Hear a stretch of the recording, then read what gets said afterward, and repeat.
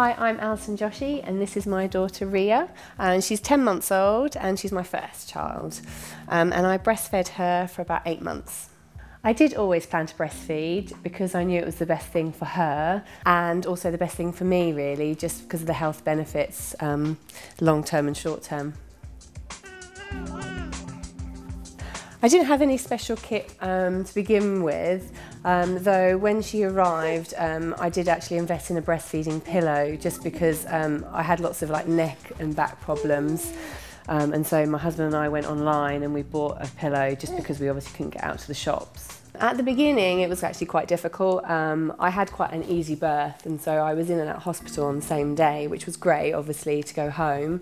But what it did mean was I didn't actually get any extra help from the midwives. So when it came to breastfeeding, I sort of had to try and work it out for myself.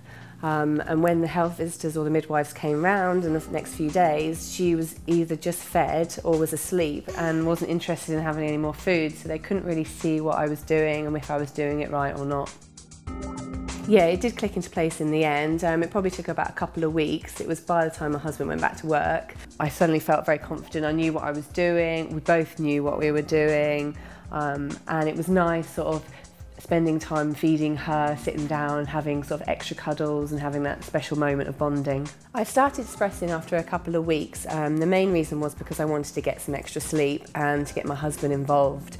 So he took over the 10 o'clock feed, and so we gave her the express milk then, which meant that she was still getting the breast milk. I could then go to bed a bit earlier and then get a nice sort of 4 or 5 hours of sleep before she woke up for her next feed. He really enjoyed giving her the 10 o'clock feed. Because he works full time, he would always get home after she'd gone to bed, so it was the time for him to get some extra cuddles and extra bonding.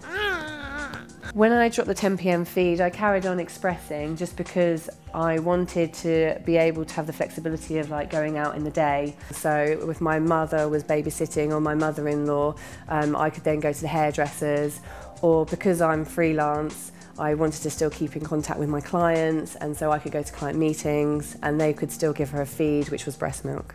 My top tip for other mums would be to get an expressing machine because it really does give you the flexibility.